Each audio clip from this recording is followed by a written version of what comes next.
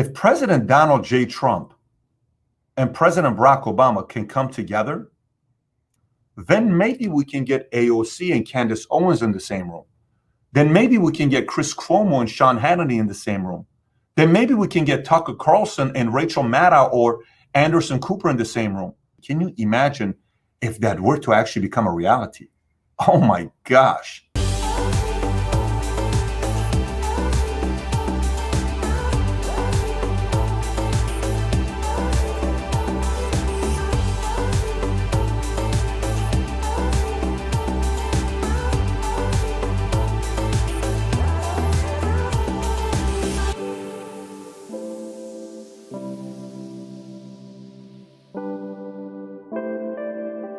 Hey, what's up, everybody? Welcome to a brand new episode of the None of Your Business podcast. Shawn and Lacey here with you, just as we are each and every week.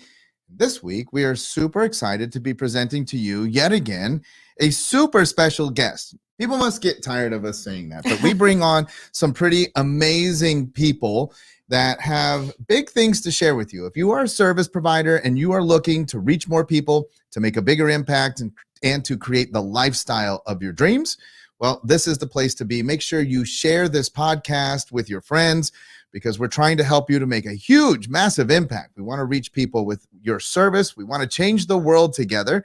And this week, our special guest is the author of Your Next 5 Moves. You've also probably seen him on Valuetainment. We'll talk about that. What exactly is Valuetainment? And most recently, he's making the rounds through all of the news channels. I saw him this weekend. I saw him just today. Everybody's talking about this desire that he has to unify, I would say not just the country, because that's sort of where it's starting, but a worldwide effort to unify a humanity, a thought process. Why are we so apart? What is causing us to be that way? I'm super excited to share with him. Please welcome in Patrick BetDavid. Thank you so much for being on the None of Your Business podcast. Shawn, Lacey, it's good to be on. First of all, I was going to say, I love that name, None of Your Business podcast. What a great name. Thank you. Yes.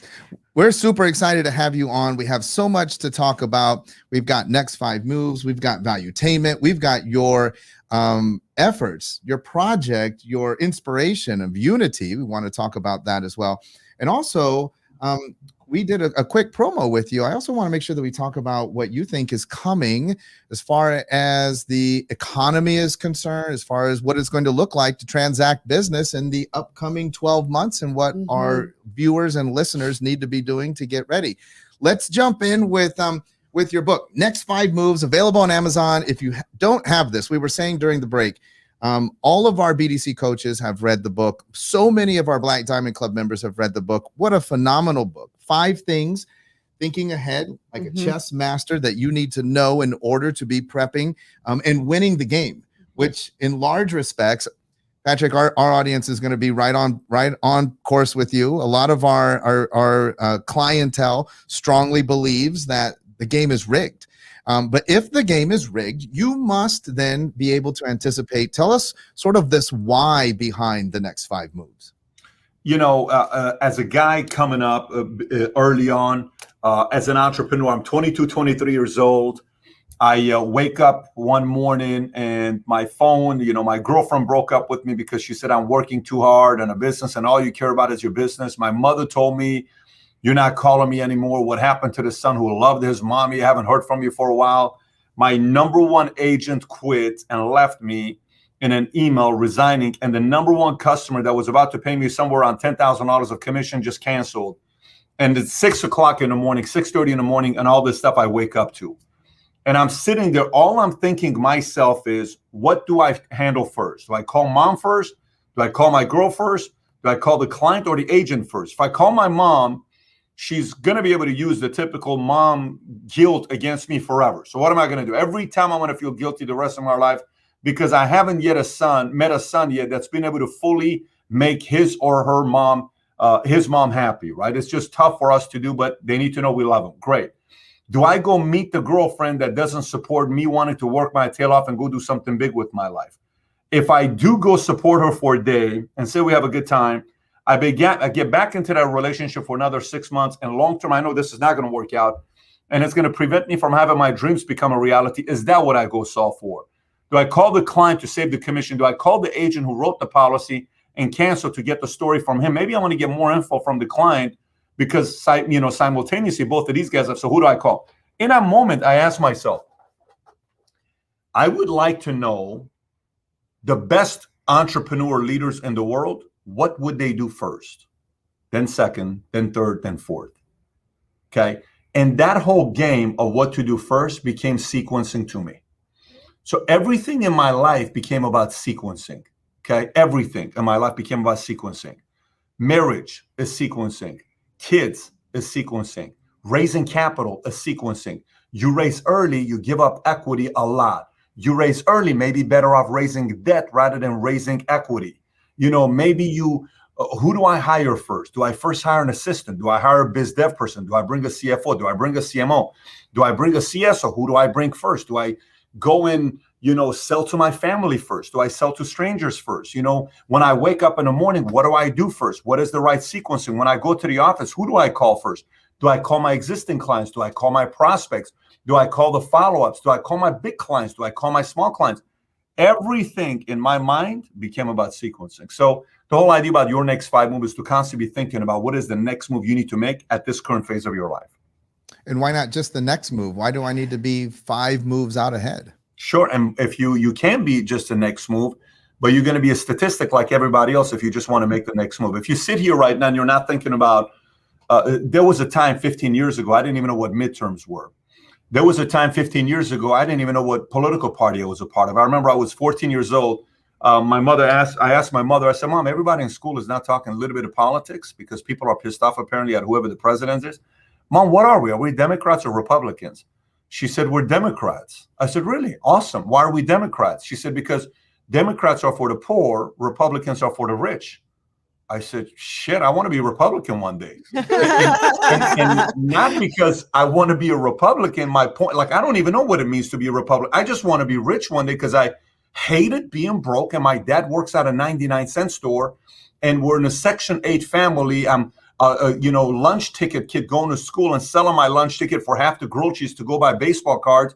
And I'm collecting cans at 11 o'clock at night when my mom's asleep to go to Albertsons so I can make $10 a night. I couldn't stand being poor. So what is political? So do I need to kind of think about what's going to happen with midterms? Do I need to think about what's going to happen to taxes in 2022? Because if whoever is the current president said what their tax plan is going to be, you better believe taxes are going to change.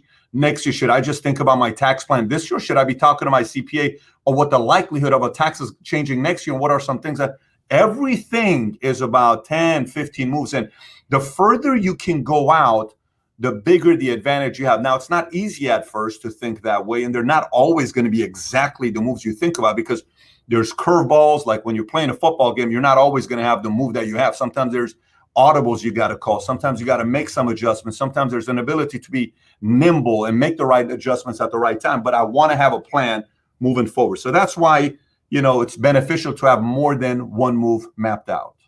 I have to say what I love about this so much is it's a strategy. And so many people, they always talk about timing. Oh, it has to be the right timing. We don't need to rely on timing if you understand strategy.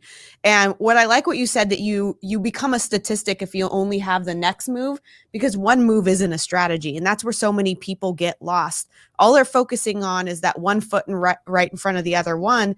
And then they lose the advantage and they can't move forward. And so I know a lot of people get stuck in overthinking. So how would you recommend that they begin to understand how to figure out strategy? Should they be following certain individuals, looking at patterns? What would be some tips for somebody really trying to get started? The whole word entrepreneur was a big thing, especially in the last 10 years. Everybody wants to call themselves an entrepreneur. On Twitter, profile, what are you? I'm an entrepreneur. If you go on my profile right now, it says born in Iran, made in America, because a girl said this on Fox and Friends. I'm like, I love that line. I'm using that line forever. But then it says entrepreneur since 10 years old, right? So a lot of people are like, I have to be an entrepreneur. I have to be an entrepreneur. I have to be an entrepreneur. Versus, no, maybe you don't need to be an entrepreneur. Maybe you need to be an intrapreneur. Maybe you need to kind of figure out what it is that you need to do that's going to help you get to the best place you want to get to. So now you ask the question, what's the fastest way to accelerate this? By a mile. I just got off a call with my CRO. My CRO is a fantastic girl. She used to be my banker at WAMU 15 years ago, 13 years ago. And I would always wait in line to have her help me out, right? 14 years ago.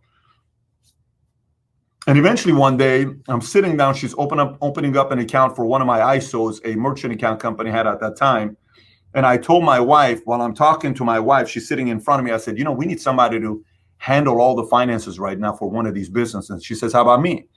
So we hired her. She came on board. She's now been with me for 11 years and UCLA grad, MBA, the whole night. And her husband now works with us as well. And it's very important positions they play within the company. Both shareholders, both get dividends, both get equity, both make very good money.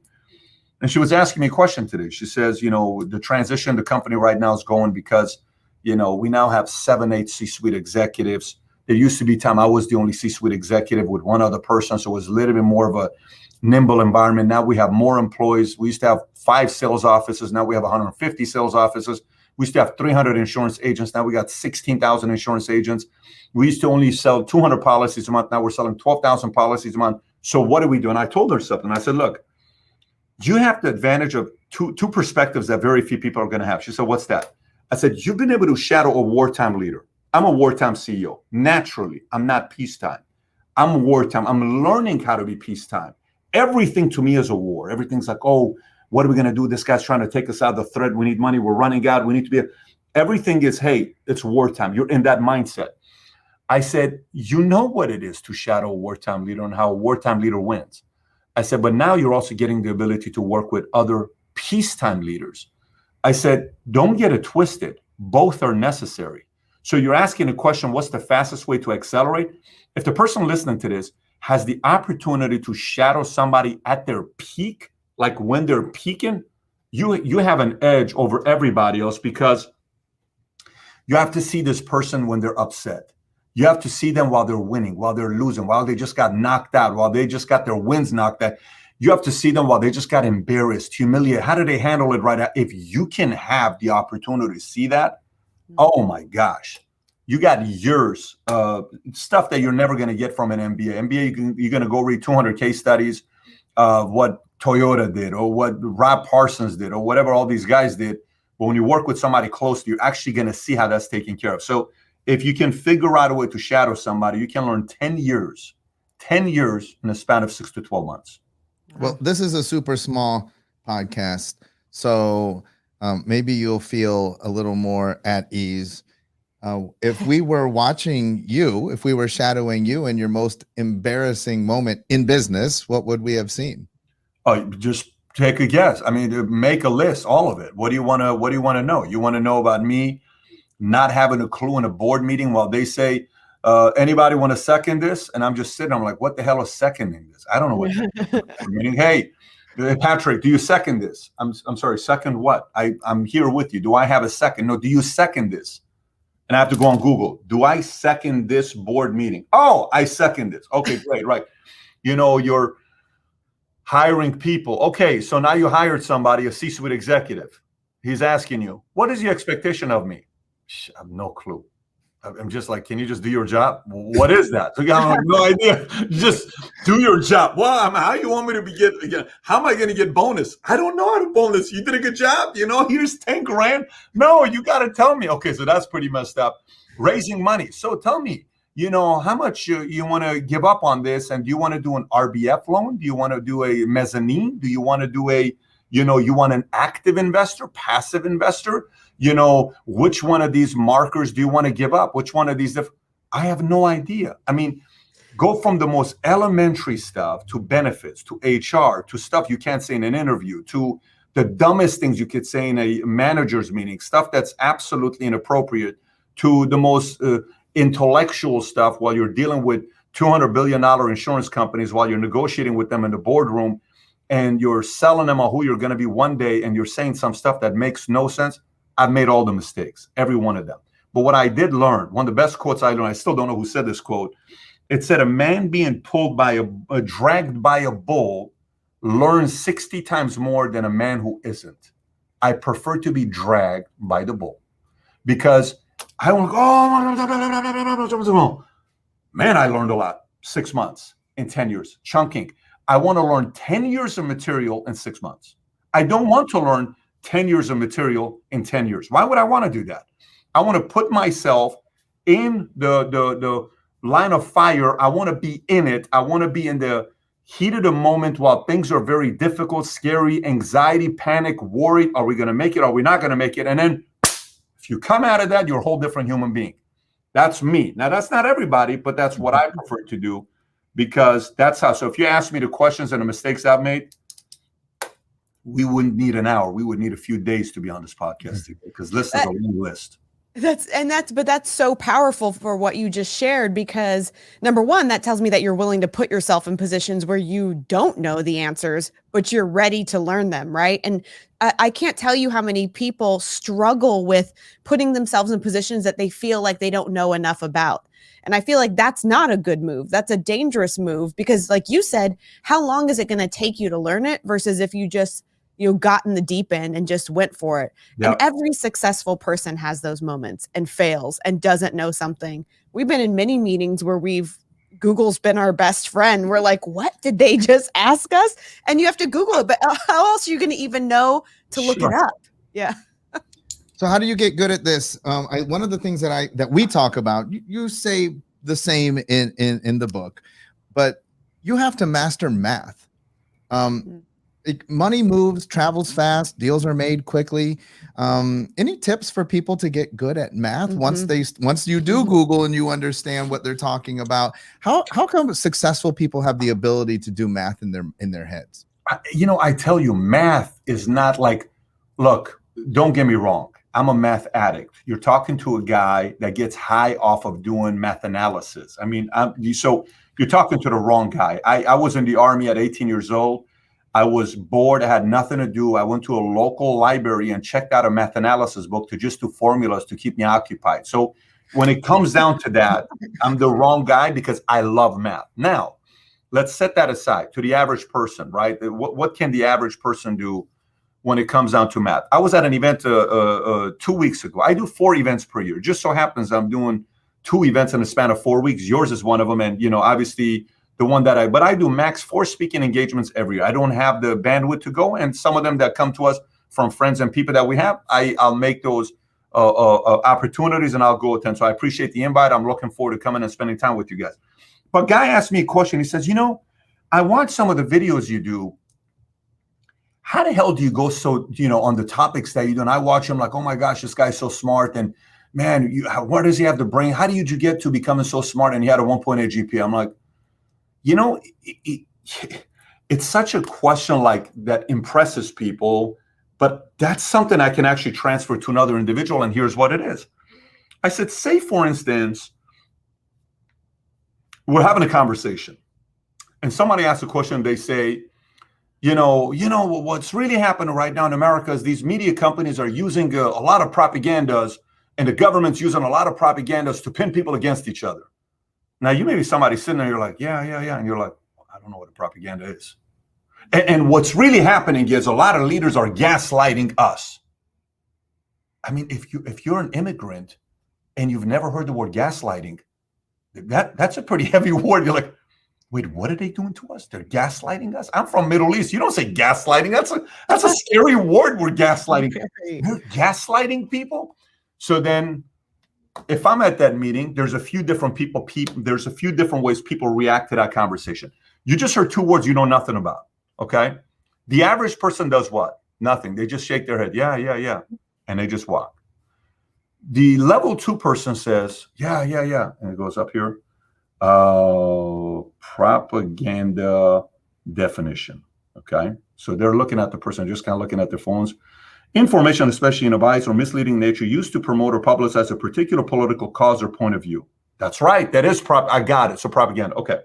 Gaslighting. You look at the definition. Okay, great. So that's level 2.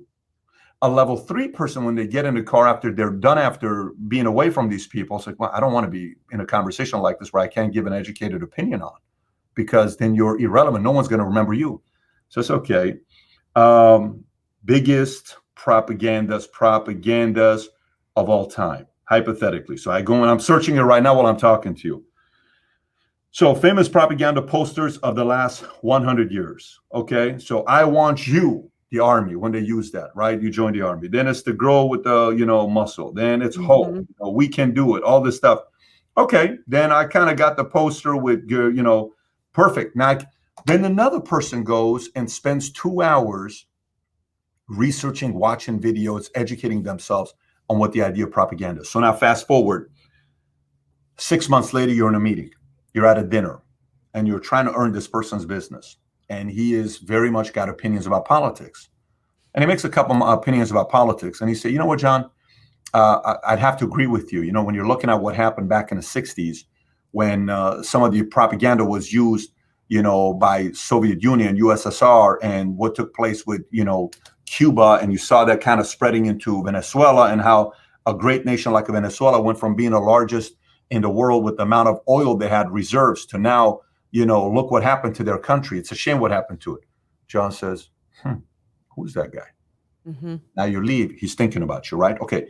You asked me a question about math. I gave you an answer. This is a mathematical formula. And if you want to really know about a topic, don't just go 1 layer deep, 2 layers deep, 3 layers deep, go 5, 6, 7, 8, 9. Now you want to ask a basic question about math. Here's what I would say to you. When it comes down to equity, percentage, commissions, all that stuff, you have to get better at a little bit of percentage, division, and multiplication. That's pretty much it. All the other stuff, you don't need to know Pythagorean theorem. You're never going to use it in the world of business. You don't need to know CPCTC, congruent parts of congruent triangles are congruent. That's going to do nothing for you. You don't need to know all these theorems. You don't need to know any of that stuff. But you do need to know percentage. You do need to know math, and you do need to know division. So it helps you when you're doing deals or when you're selling to be able to have a formula for it. My kids and I, when we go to lunch, we play this game. Here's how the game goes. I had a 9-year-old kid the other day, and I did this basic thing. He couldn't even hang. Here's how the game starts. So my 7-year-old son, my 9-year-old son. Okay, who wants to go first? I'll go first. 1 times 1. Daddy, it's easy. 1. Dylan, 2 times 2. 4. 3 times 3, Tico. 9. 4 times 4. 16. 5 times 5. 25. 6 times 6. 36. 7 times 7. 49. 8 times 8. The point is, that's the muscle, right? From an early age, you're getting them to just think about this stuff with the basics of math, and you're giving them formulas. We don't exercise our math brain enough, and maybe sometime we need to do that more often as adults because it helps you in business. 100%. All right, I got the next one. You talk about velocity. That's another thing that we talk about. Speed of transaction. And this also goes to what in large part is discussed in the book. Conditioning our mind to be able to make great decisions, but not only to make the right decision, but to make the right decision quickly. Why is velocity so important in business? Oh my gosh, because the alternative is you're at the cemetery of businesses that didn't make it. John Kotter writes a book called 8 Keys to Lasting Change. John Kotter is a former Harvard business professor, and he writes 8 keys to leading change, not lasting change. Leading change. So I'm leading change in my organization. We're flatlining. We're in a bad place. We need to kind of grow. How do I, as a leader, lead change in my organization? Something many companies struggle with, especially right now, post-COVID. People need to learn how to lead change. And he writes all these different things. And he says, you know what's the most important thing to leading change in a company? So I know the answer to it. And after I figured out the answer to it, I'm hosting an event in Aruba with a couple hundred of my guys I took there. And I open up the conversation. I said, so what's the number one quality, key to leading change in your company, in your organization? Vision, unifying people, similar message, systems, protocols, procedure, all this stuff they say. He says the number one key to leading change is a very high sense of urgency. If you don't have a high sense of urgency, you're going to be out of business in no time. That the sense of urgency makes people nervous. The sense of urgency is the now mentality. The sense of urgency is, hey, Pat, it's 6:30, okay? I'm going on a date night to dinner. I got a 20-minute drive. Hey, Pat, this client just called Mary, and she had a question for you. Tell her I call her in the morning. It's so subtle. Nobody sees that. Give her a number. I'm going to call her right now. Hey, Mary, Patrick giving you a call. How are you? I'm on my way to having dinner with my wife, but you're a very important client of mine. I got about 15 minutes. Tell me what's on your mind. So she could have said, I just got approached by Goldman. I just got approached by Merrill. I just got approached by whoever, and they want to take my book of business. But I wanted to call you and tell you, they asked me a question about one of the things that we have. Is it true about this, that? Well, that's a great question. Let me address it with you. And you go. And you say, oh, you know what? I thought about, you're right. I'm so sorry. We're good to go. Now she keeps her book of business with you. What if I didn't make that call right there? Mm-hmm. What if I said tomorrow? What if I said the next day? So this basic, subtle sense of urgency of, I'm going to call you now. He's going to call him tomorrow. Look at the movie Jerry Maguire. Like, go to the movie Jerry Maguire. If you've seen the movie Jerry Maguire, the first time, the way he loses all his accounts is why? The other guy's calling everybody fast. And every time he calls, the other guy already met with him. Every time he calls, the other guy already, every time he calls, the other, and you only have one person left, right? Cuba Gooding Jr., show me the money, you know, the whole nine. And in that instance, it showed that you need sense of urgency. We need to also know how to build relationship, because the other guy had no clue how to build. He was fake. All he cared about was the money, and people are eventually going to figure that part out. But if you have urgency and you do know how to develop relationships with people, velocity is about that. So, for example, velocity. Momentum is every businessman's best friend. I haven't met a businessman that doesn't love momentum. But momentum is extremely jealous. If you don't give her attention, she will leave you to anybody else, because momentum looks like Marilyn Monroe. Everybody wants to be with her, okay? Very simple. Everybody wants Marilyn Monroe, okay? From presidents to billionaires in Europe to mobsters, it doesn't matter. Everybody wants to have momentum. So you flinch. She's like, oh, really? You take me for granted? You're kidding me. Seriously, no problem. Sayonara, because he wants me and you don't. Right. That's how momentum works. So the formula for momentum is mass times velocity equals momentum. 100 calls in an hour creates more momentum than 100 calls in a day versus 100 calls in a week. Mass times velocity equals momentum. So, velocity is extremely necessary. If you combine it with the right part of mass activity, that generates the kind of momentum which creates a certain level of urgency that helps you take your business to the next level. So the book is called Your Next 5 Moves. Jump on Amazon. You can get it there. PatrickBetDavid.com. As he mentioned earlier, he's going to be with us at summer camp, www.cometosummercamp.com.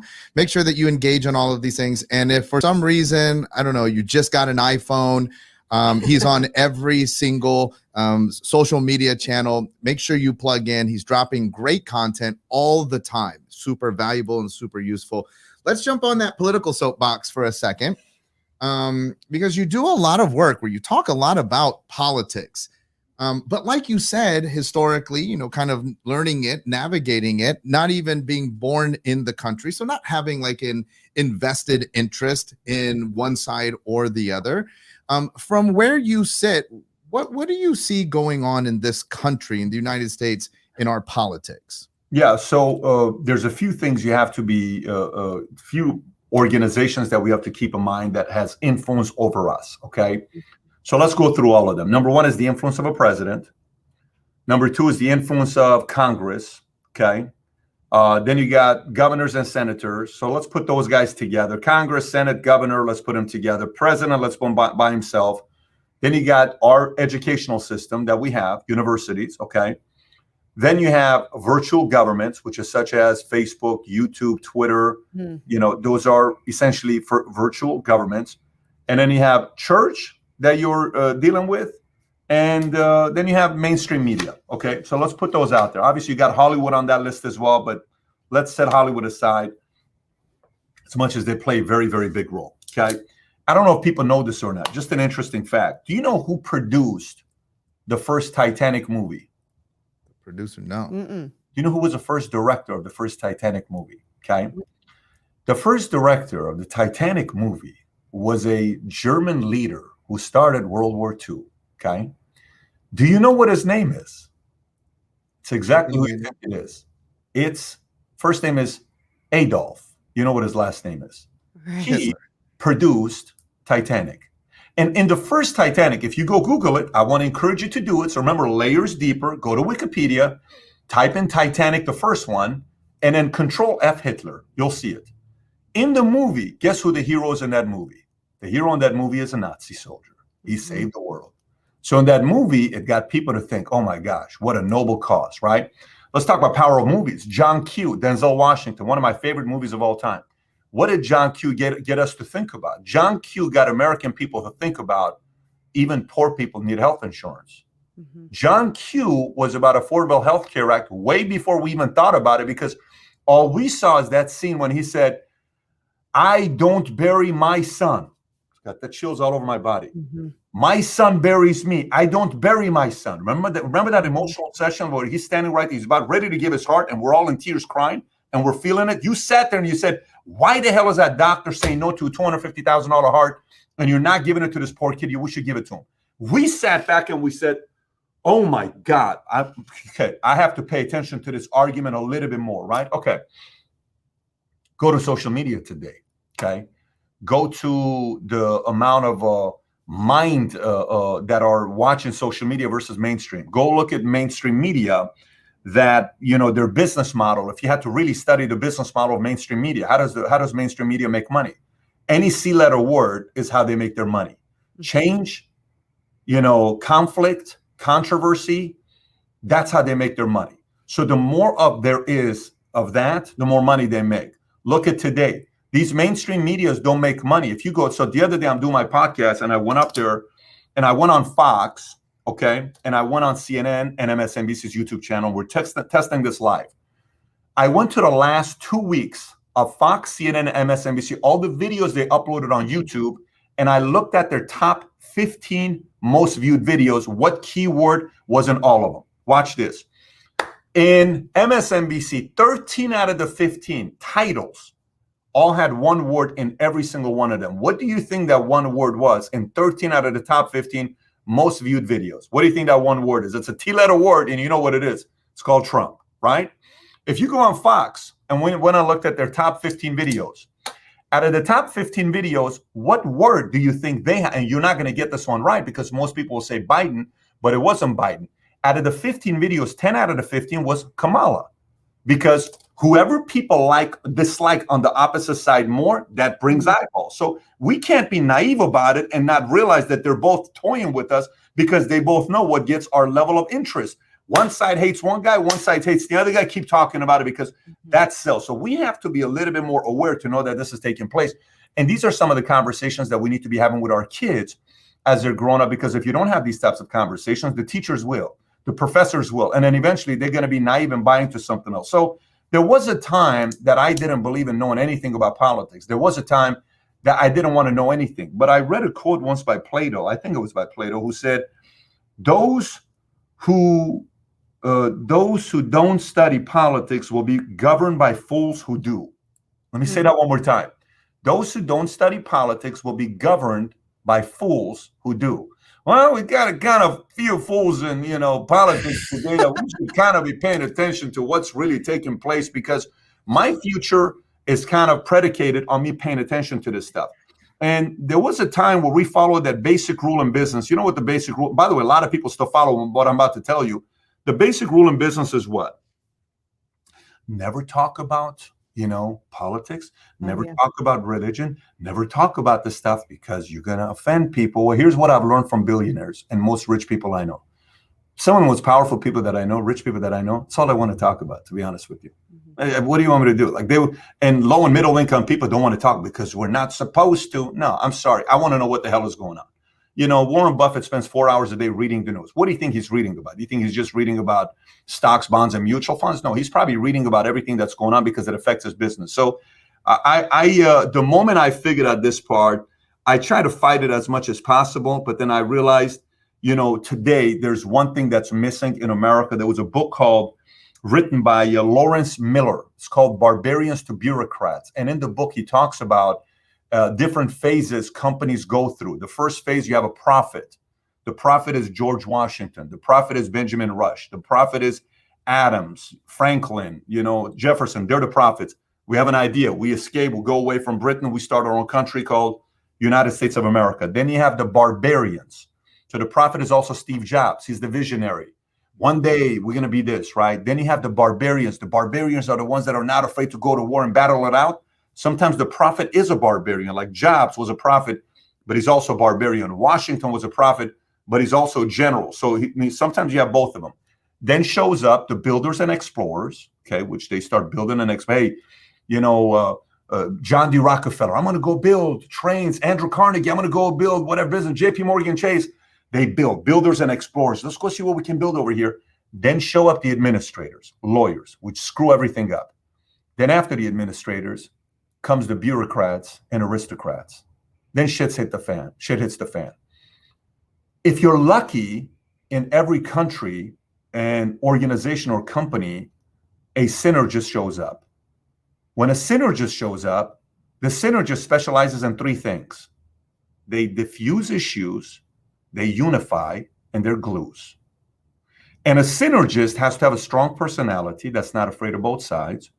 The synergist has to earn the respect of both sides. The synergist has to be able to have strong core values that they stand up for, yet they can entertain opposing ideas. And a synergist has to be able to respect and accommodate opposing ideas where you can sit down and have a civil conversation with people to bring people from both sides closer and closer and closer. Today in America, because we're not talking with each other, we're getting further out. We kind of need to bring people together and just sit down and argue a little bit. Nothing worse, in a marriage. Worry when husband and wife don't argue.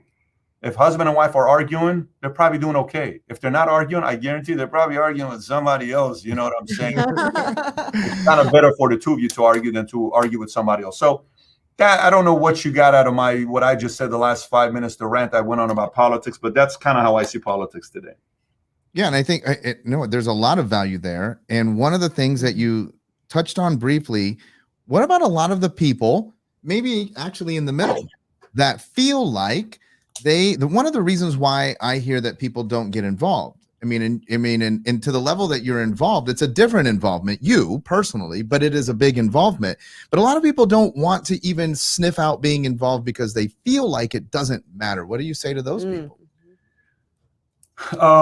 Okay, so let's play that. Let's say it doesn't matter. Let's say you don't want to do that. So a few things you have to be thinking about. One, you can play the cards of, I just don't want to participate because it hits my pocket. Fine. Then your motivator is money. Mine's not. My motivator is freedom. I came from Iran. Money is easy to make in this society. Money is not easy to make in Cuba. It's just not. Money is not easy to make in Venezuela. Money is not easy to make in a lot of different places. Money is easy to make in America. What's harder to have is freedom, not money. There are many places you can make money. There are not a lot of places you can be free. The currency I value the most is freedom, not money. That's my currency. I want that currency because if I don't have that currency, what the hell is the purpose of having a fingerprint? What is the purpose of me being able to talk? What is the purpose of me being able to think? What is the purpose of me being able to have a heart? So I can't communicate my feeling to you, so I have to act. So essentially, we all become actors and fake people. Is that what we want to die as? We want to die being fake people and afraid of standing up for what we believe in? So again, now somebody may say my currency is money. Then you and I don't think the same. I don't disrespect you. I respect your position. But my currency for why we escaped Iran after living in Iran for 10 years and my parents got a divorce twice in 20 years, I value freedom and I'm going to fight for freedom. Money is like not even in the top three. Money comes naturally if you bring value to the marketplace. Money is turned on just like a 19-year-old girl is attracted to a guy with nice six-pack and muscles. Money is attracted to men and women who provide value. It's that simple. It's all a value-based market that we're in. So somebody says, I don't want to deal with it because I don't think I can make an impact. I actually think that's noble when somebody says that because they really are like, Pat, I honestly don't think I can make an impact. Well, let's talk about that. In life, you can never compare yourself to how this person makes a bigger impact than me. Who am I to really do anything? I don't think that's the right way to be thinking about it. There's levels to this game. And what I mean by levels to this game is when we have, when I have a lunch meeting or I'm sitting at the kitchen and I'm talking to my employees, I'll ask them a question. I'll say, so what do you think about what Elon Musk just did? How important do you think it is, the fact that Bezos went to space and came back and it took a few people with him? What do you think about the speech he gave at the end when he said, I want to thank all the employees because you paid for it? You think the speechwriter wrote the right speech for him? You think he kind of screwed up right there? You think Bezos is a good public speaker? You think he's better off behind closed doors or on camera? You think he likes the camera? We just have a discussion together because we're improving. How would you have done it? What would you have said? Let's just say you went to space and you land, everybody would want to talk to you. What would you tell them? What would your message be if you're Bezos running Amazon? We're at my house, Thanksgiving. I'll always start a debate and a discourse. Hey, what do you do if your daughter's boyfriend slaps her in the face and you find out about it through one of your siblings? What do you do to her? What do you do to him? Do you go and whoop his ass? Do you go and make that one phone call to the person you know they can destroy him? What happens if you do that? Then one of my VP's operations, she says, Pat, you can't do that. I said, why not? She said, because I was just watching a show on Netflix where the man is at one of her daughter's weddings and he's there about to walk his daughter down the aisle, and his other daughter is dating this guy that he doesn't like. And while he's in the back, the daughter's in the back with her boyfriend, the boyfriend slaps her in the face, and one of the cousins sees it. The cousin comes and whispers to the daughter's dad that, hey, your daughter just got slapped by the boyfriend. They walk in. The father knocks out the boyfriend in front of 600 people at the wedding. And daughter says, Daddy, how could you do that? I love him. And she runs off and leaves him for 2.5 years, and daddy doesn't see the daughter. You have to be able to control your emotions. And I'm sitting there saying, this guy slapped my daughter. You can't do that, Pat. You can't do that. What do you mean I can't do that? That's how we improve, by having this kind of conversation. And my blood's getting, I'm just like, what do you mean? And I say, you know what? She's right. She's right. Like, I'm going to lose my daughter for 2.5 years. I don't want to lose my daughter for 2 minutes. I want to be able to spend that quality time. I love kissing her. I love touching her. I love her sitting in my lap. I love having her around me, right? So to the person that thinks they can't make an impact, man, listen, you can make so much of an impact at dinner every night. You can make so much of an impact when you're Sunday, people coming over, you're just sitting having a discourse together. You can have so much of an impact by just basically talking about values and being willing to hear each other on and asking people, why'd you come up with this one thing? Like, I have one rule. You know what kind of people I don't debate? Let me tell you what kind of people I don't debate. There's a guy that wrote a book about guns. He used to be pro-gun. Now he's anti-gun. The reason why he's anti-gun is because somebody came into his house, broke into his house. He had guns everywhere because he's a country guy. The robber took one of the guns and took out his daughter. Who the hell am I to debate him on that issue? Mm-hmm. I don't know if that makes sense. I'm not even going to waste an ounce. That's an insult if I do that. Right. I'm insulting you because that's an emotional issue to you. Who am I to try to change your mind? Me trying to change your mind in a way you can interpret it as saying, you don't respect my daughter's life? Who do you think you are? I think those are the arguments that we just need to not have. And that's why it's better to ask more questions. Johnny, how did you come to conclusion of believing in this? Tell me why you're a Democrat. Why are you a Republican? Why are you a Christian? What made you become a capitalist? Why do you believe in socialism? Why do you think we ought to keep extending the eviction moratorium? Why do you think we ought to raise interest rates? Why do you think we ought to raise taxes? How did you come up with this conclusion? Who influenced you on your politics? Are you more, just by asking more questions and hearing people out, then we can make our own impact, especially if somebody's in the middle, independent.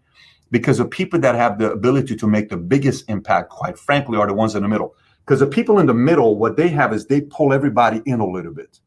Mm-hmm. The people on the right just pull everybody in that side, and the people on the left. So the moment you fight, but a person in the middle is like, okay, you make sense. You make sense. The goal isn't to get everybody here. But, this is about right. Right now we're here. This is catastrophic if we go the way we're going right now. So somebody has to realize that freedom is not easy to have. And if there's anything that's worth fighting for historically, it's always been freedom. And not only that, now you have put up $5 million of your own money to host former President Donald Trump, former President Barack Obama. Listening to you, you are the perfect person to sit in the middle of this discussion. No one better. Perfect.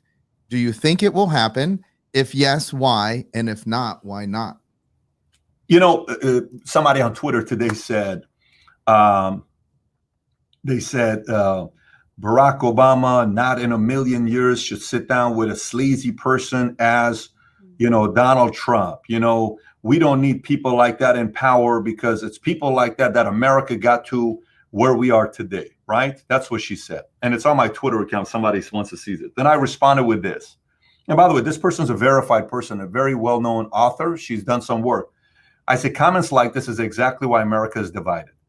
The idea of both sides thinking they're too holy to sit down with the opposing party is how we got here. MLK was willing to sit down with just about anyone to unite America. Be loyal to America, not just your political party. So that's my response to her, right, when I told her that. Now, there's people on the other side that are saying Trump should never sit down with Obama because Obama and Barry and all this stuff. And look, you can say whatever you want to say. You can have different, a Yankees and a Red Sox fan can say the Red Sox suck and the Yankees suck because they're this, they're that. Totally fine. It's all good. You don't have to agree with it or disagree with it. But I think we kind of need to get back to having conversations. I've had friends of mine that we've had a falling out and we didn't get along and something happened. You know what a 15-minute conversation did? It eliminated 90% of the issues we had. Siblings, you get into fights. You know what a 30-minute conversation does? The longer you wait in your mind, you think what she said or he said is more disrespectful than what he or she said, versus you just make the phone call. The spouse you don't want to talk to for a few days, just have the conversation. The friend you had a falling out with, the coworker you had a falling out with, the boss, the business partner, the investor, just have a conversation with them. So imagine if these two got together. What does that tell the rest of the world? What it tells the rest of the world is if President Donald J. Trump and President Barack Obama can come together, and these are two people who have completely opposing ideas and have a different way they view America, why can't you and I? I'm sorry, why can't you and I? Why can't you and your sister? Why can't you and your brother? Why can't you and your ex-wife? You guys have 3 kids together. Your kids are still under 18. You guys don't want to talk to each other. You know how catastrophic that is to the future of your kids? If those guys can come together, so can you. Then maybe we can get AOC and Candace Owens in the same room. Then maybe we can get Chris Cuomo and Sean Hannity in the same room. Then maybe we can get Tucker Carlson and Rachel Maddow or Anderson Cooper in the same room. Then what happens? Yep. First of all, we're definitely going to be entertained a lot. Well, yeah, no kidding. You know who wins?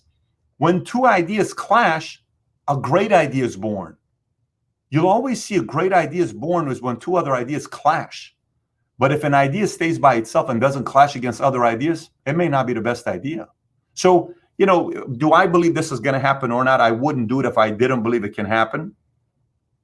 I'm putting $5 million of my own money. In the last 5 days, we've raised an additional $800,000, about like $830,000. One guy from India who's a corporate attorney in India gave $137,000 because he says the more united America stays, the better we do in our country in India. Here's a guy from India giving $137,000. What does he have to do with America?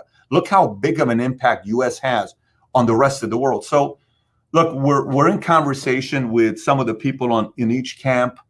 Whether this happens or not, I'm going to keep pushing and raising money until it gets to a point where they don't have a choice but to say yes. Yeah. And hopefully, I don't know what that dollar amount is. I'm sure if it gets to amount where maybe you don't want to take that money, but you can give it to a charity. And if your name is President Obama, you can give it to Chicago and help some of those cities that you grew up in, or your name is Donald J. Trump and you like veterans, you want to give some money to the veterans who need this kind of money. Maybe that's going to get to them. But we're in communication right now with a lot of people. And, people are reaching out to me from all media platforms. They're writing it. 3 of the biggest Chinese online websites wrote about it. It's being written about in Russia. It's being written about all over the place because people actually are wondering if this happens to America, who would be tuning in? It'd be a bigger event than the Super Bowl. Mm-hmm. If people were to tune in. Everybody in the world would stop for 3 hours to watch this discussion. Can you imagine if that were to actually become a reality? Oh my gosh. So yes, I think it could happen, but the only reason it won't is the people that are in their ears will prevent it from happening. The same problem we've had for a long time. They got to be able to make a decision for themselves to not allow the people that are in their ears to change their minds of not doing it. They got to have the courage to say, America's more important than the Republican Party. America's more important than the Democratic Party. Well, and I think that's what came up for me when you said if these people got in a room together, who would win? the American people. I mean, and that's what this is all about. And so I love what you're doing and putting that out there. And your strategist mind is not thinking about what's happening right in front of you. I heard you say it. When you put it out there, you were talking about your kids, and you want your kids to have the opportunities and the freedoms. And that's how somebody like you thinks. We're thinking about, what does the future look like? So we have one last question for you as we close this out, because we want to respect your time. But with everything that's going on right now in the United States, what do you think potentially could happen to the economy, and what should business owners and people like us be doing and preparing if we want to win? So years ago, I was in the health insurance business, and I got out of it. The reason why I got out of it is because health insurance became a governmental product, and they split the commission multiple times. It went from a good 15% to 7% to 4%.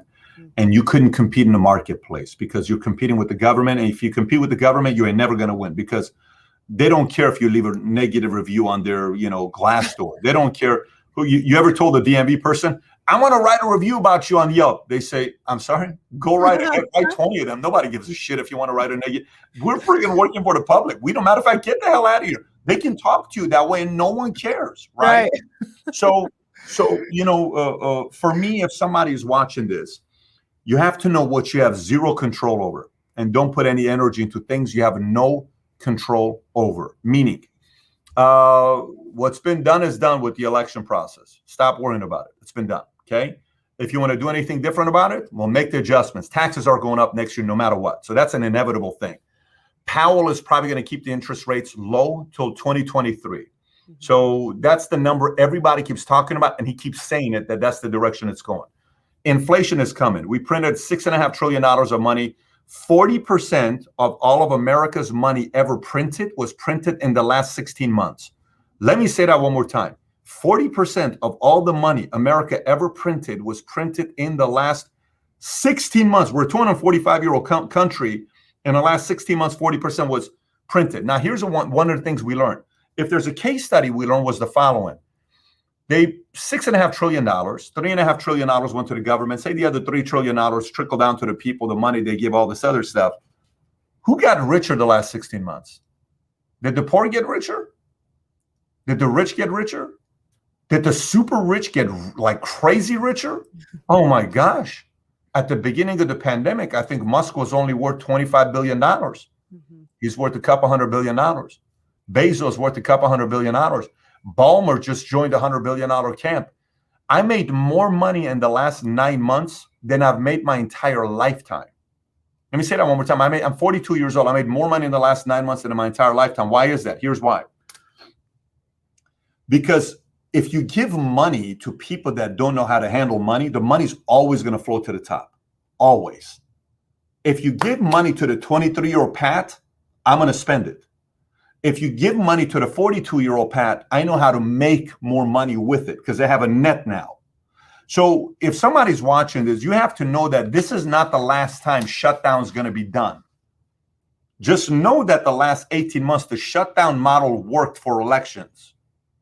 So you have to have a business model that is bulletproof and it's shutdown proof, that is pandemic proof, because politics is all about manipulation. So if your product is not pandemic proof, if your product is not Zoom proof, if your product isn't something that can make money during times where people are not going to go in public, you just have to keep that part of mind. Now, a few other things.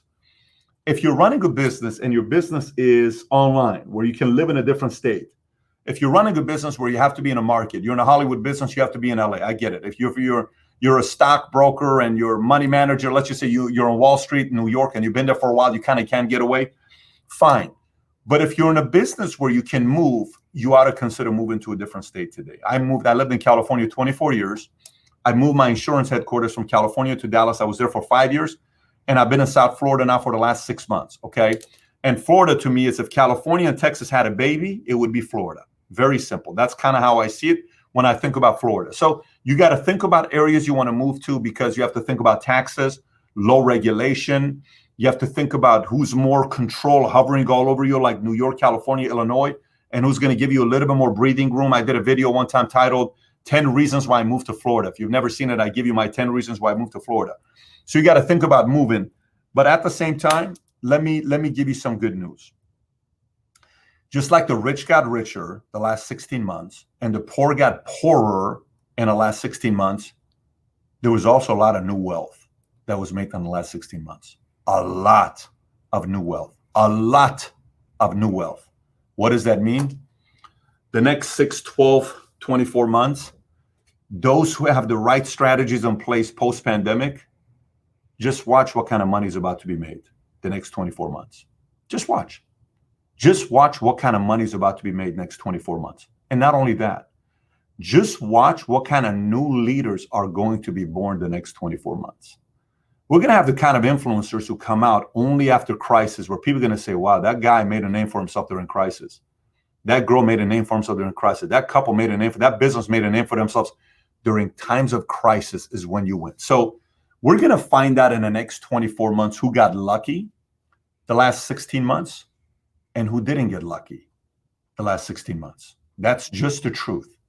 The market's going to reveal a lot to all of us over the next 2 years. We're very quick to picking our rabbits too early. We pick our winners too early. Hey, 10 years ago, social media influencers, well, this guy's going to be it forever. The market doesn't work that way. The key with the market is who can stay relevant the longest and who can have hits after hit after hit after hit after hit. Stevie Wonder and Sting, they have had a #1 hit in 4 different decades.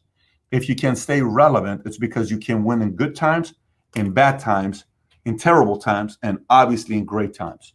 But the next 24 months, there's going to be some weird money being made. If you think real money was made, there's some weird money is about to be made in the next 24 months.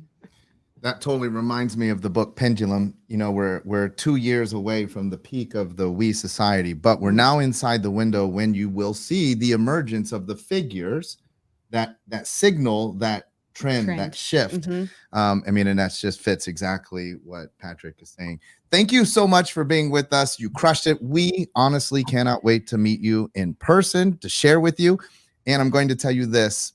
On the podcast, we have a very special surprise for you. Really? A surprise that has only been given. It's a surprise. It's not an award, but a surprise that has only been given to 2 people on the planet, Kobe Bryant and Sarah Blakely. So you can just like kind of figure out kind of how that works. Giving lots of clues away. So we can't wait to see you. No other speaker is getting this other than you. We're gonna make your entire weekend worth it. I promise you that.